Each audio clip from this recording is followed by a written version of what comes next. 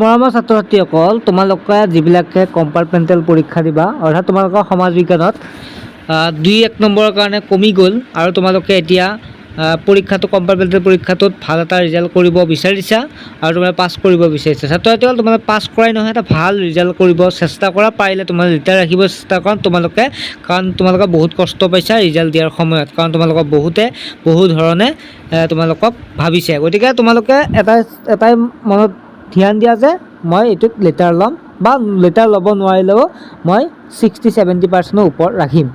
তোমালোকৰ বাবে ইম্পৰ্টেণ্ট মই প্ৰশ্নবিলাক লৈ আহিম, বাকী সকলো ছাবজেক্ট যিবিলাক ছাবজেক্টত তোমালোকৰ বেয়া হৈছে। ছাত্ৰ ছাত্ৰীসকল, এইকেইটা মই যি প্ৰথম দেখাম তোমালোকৰ বাবে ইম্পৰ্টেণ্ট আছে, তোমালোকৰ পৰীক্ষাত অহা বহুতেই সম্ভাৱনা আগে পিছেও অহা দেখা গৈছে। ছাত্ৰ ছাত্ৰীসকল, প্ৰথম প্ৰশ্নটো হৈছে বংগভংগ কাৰ্যকাৰী কৰা হৈছিল। ইয়াৰ যদি আমি চাওঁ তেনেহ'লে শুদ্ধ উত্তৰটো পাম আমি বিটো 16 অক্টোবৰ 1905 চনত। তোমালোকে মনত ৰাখিবা। বংগ বিভাজনৰ ক্ষেত্ৰত লৰ্ড কাৰ্জনক বিশেষভাৱে সহায় কৰা ইংৰাজ বিষয়া দুজন হ'ল এণ্ড্ৰু ফ্ৰেজাৰ আৰু জন ব্ৰামফিল্ড ফুলাৰ। এইটো হ'ব ইয়াৰ শুদ্ধ উত্তৰ। 3 নম্বৰটো হৈছে গান্ধীজীয়ে সত্যাগ্ৰহ শব্দটো প্ৰথমে ক'ত ব্যৱহাৰ কৰিছিল? ইয়াৰে শুদ্ধ উত্তৰটো হৈছে চিটো দক্ষিণ আফ্ৰিকা। 4 নম্বৰটো হৈছে বংগবাসীয়ে জাতীয় শোক দিৱস পালন কৰিছিল।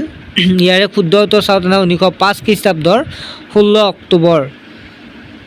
5 নম্বৰ হৈছে অসহযোগ আন্দোলনৰ অন্ত পৰে 1922 চনৰ 5 ফেব্ৰুৱাৰীত। ছাত্ৰ ছাত্ৰীসকল, এই প্ৰশ্নখন বা তোমালোকৰ যিখিনি কুৱেশ্যন সেইখিনি তোমালোকক মই হোৱাটছআপৰ জৰিয়তে দিব পাৰিম। তোমালোকে যিটো নাম্বাৰ আছে সেই নাম্বাৰটোত তুমি এটা SMS দিয়া, তোমাৰ ক্লাছ আৰু তোমাৰ নাম, তোমাৰ জিলাখনৰ SMS দিয়াৰ লগে মই তোমালোকক গ্ৰুপ এটা খুলিম, গ্ৰুপটোত তোমালোকে এড কৰি দিম, তাতে মই কুৱেশ্যন পেপাৰবিলাক দি দিম।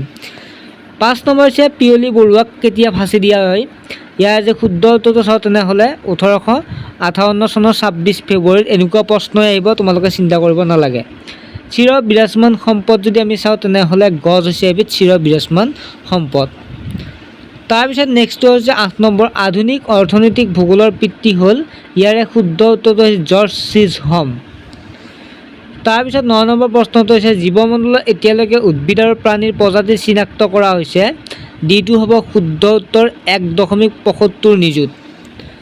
10 নম্বৰ প্ৰশ্নটো যদি চাওঁ তেনেহ'লে বায়ুমণ্ডলত কিমান শতাংশ কাৰ্বন ডাই অক্সাইড আছে? ইয়াৰে শুদ্ধ উত্তৰটো চাওঁ, এইটো হ'ব 0.035% বা শতাংশ। 11 নম্বৰ প্ৰশ্নটো আছে যুগান্তৰ নামৰ সংবাদপত্ৰখন সম্পাদন কৰিছিল? বহুতেই ইম্পৰ্টেণ্ট প্ৰশ্ন, গতিকে শুদ্ধ উত্তৰটো হৈছে ভূপেন্দ্ৰনাথ দত্ত। 12 নম্বৰ হৈছে মালিকী স্বত্বৰ ভিত্তিত সম্পদক ভাগ কৰা হয়? ইয়াৰে যদি শুদ্ধ উত্তৰটো চাওঁ, বি নম্বৰটো হ'ব শুদ্ধ উত্তৰ প্ৰাকৃতিক, মানৱ সৃষ্ট আৰু মানৱ সম্পদ। 13 নম্বৰ প্ৰশ্নটো চাওঁ তেনেহ'লে আমি পাম কি আছে প্ৰশ্নটো, সংবিধানখন প্ৰস্তুত কৰা সম্পৰ্কত সংবিধান সভাৰ মুঠ বৈঠক বহিছিল? ইয়াৰে শুদ্ধ উত্তৰটো চাওঁ তেনেহ'লে বিটো হ'ব 11খন। ভাৰতবৰ্ষত 14 নম্বৰ প্ৰশ্নটো ভাৰতবৰ্ষৰ প্ৰথম বেংকটো হ'ল বেংক অফ হিন্দুস্তান আৰু যে অসমৰ প্ৰথম বেংকটো হৈছে গুৱাহাটী বেংক।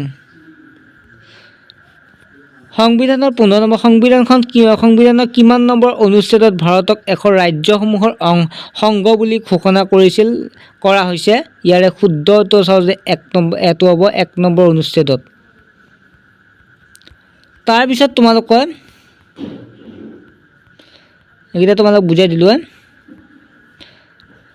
তাৰপিছত তোমালোকে এইটো ইম্পৰ্টেণ্ট এটা আছে, মই ইম্পৰ্টেণ্টখিনি দি দিছোঁ যে সংবিধান খচৰা সমিতিৰ অধ্যক্ষজনৰ নাম কি? সংবিধান খচৰা সমিতিৰ যদি অধ্যক্ষ চাওঁ তেনেহ'লে সংবিধান খচৰা সমিতিৰ অধ্যক্ষ হৈছে ডক্টৰ B.R. আম্বেদকাৰ হয়। ইয়াত ৰাজেন্দ্ৰ প্ৰসাদ যিটো আছে সেইটো ভুলকৈ দিয়া আছে, গতিকে ডক্টৰ B.R. আম্বেদকাৰ হৈছে সংবিধান খচৰা সমিতিৰ অধ্যক্ষ। আৰু যে সংবিধান যিটো সমিতি আছে, সংবিধান সমিতিখনৰ অধ্যক্ষ যদি চাওঁ তেনেহ'লে সংবিধান সভাৰ অধ্যক্ষ হৈছে ৰাজেন্দ্ৰ প্ৰসাদ। তোমালোকে মনত ৰাখিবা। নেক্সটটো হৈছে অসমৰ প্ৰথমত কৃষক বিদ্ৰোহ হৈছিল 1894 চনত আৰু অসমৰ প্ৰথম কৃষক বিদ্ৰোহটো মনত ৰাখিবা, সেইটো হৈছে লাচিমাৰ বিদ্ৰোহ 1861 চনত। সেইটো তোমালোকে চাই ল'বা। তাৰপিছত নেক্সট নম্বৰটো কৈছোঁ সাৰ্বভৌম হ'ল? ইয়াৰ 4টা অপশ্যনত যদি আমি চাওঁ তেনেহ'লে চিটো হ'ব শুদ্ধ উত্তৰ সৰ্বোচ্চ ক্ষমতা। 34 নম্বৰ প্ৰশ্নটো তলৰ কোনটো বিনিময় পৰ্দাৰ অসুবিধা যদি চাওঁ তেনেহ'লে সহমতৰ অভাৱ, সহযোগিতাৰ অভাৱ, সংগতিবিহীন অভাৱ। গতিকে ইয়াৰ যদি চাওঁ তেনেহ'লে ডি হ'ব শুদ্ধ উত্তৰ, কাৰণ এটাও নহয়। 35 নম্বৰটো ইম্পৰ্টেণ্ট আছে, মুদ্ৰাৰ ক্ৰমবিষয়ৰ পৰ্যায় 5টা হ'ল। ইয়াৰ যদি চাওঁ তেনেহ'লে বিটো হৈছে বিনিময় প্ৰথা, তাৰপিছত জন্তুমান প্ৰথা, তাৰপিছত অমুদ্ৰিক ধাতুমান, তাৰপিছত ধাতুমান মুদ্ৰা, বৰ্তমান কাগজী মুদ্ৰা। 36 নম্বৰ প্ৰশ্ন যদি চাওঁ তেনেহ'লে আমি প্ৰশ্নটো পাম যে ভাৰতৰ কেন্দ্ৰীয় বেংক ভাৰতীয় ৰিজাৰ্ভ বেংক স্থাপন কৰা হৈছিল 1935 চনত। শুদ্ধ উত্তৰটো হ'ব 1935 চনত ডিটো। জন্তুমান প্ৰথাত মুদ্ৰা হিচাপে ব্যৱহাৰ কৰা জন্তুবিধ যদি চাওঁ ইয়াৰে শুদ্ধ উত্তৰ হ'ব বিটো ছাগলী।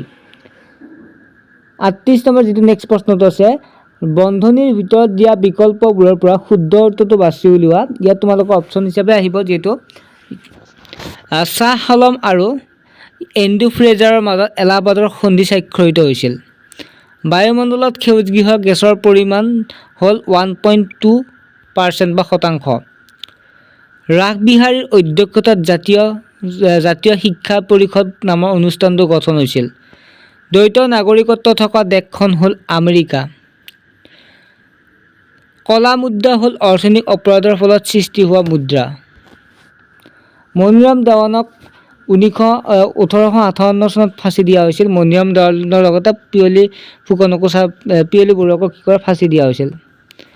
ব্ৰিটিছ কংগ্ৰেছে ভাৰতীয় স্বাধীন আইন অনুমোদন কৰিছিল 1947 চনত। জালিয়ানৱালাবাগৰ আন্দোলনৰ প্ৰতিবাদত ৰবীন্দ্ৰনাথ ঠাকুৰে নাইট উপাধি ঘূৰাই দিছিল, মনত ৰাখিবা। আৰু লগতে নল গাহৰি হ'ল অসমৰ বিলুপ্তপ্ৰায় প্ৰাণী। পৃথিৱীৰ স্থলভাগৰ 35%ই ভূমি মৰুকৰণৰ কবলত পৰিছে। অসমৰ প্ৰথমটো বেংক ক'ত স্থাপন কৰা হৈছিল, এইটো গুৱাহাটী বেংক, গুৱাহাটীত। আৰু IEDBৰ সম্পূৰ্ণ নাম হৈছে industrial development bank of India.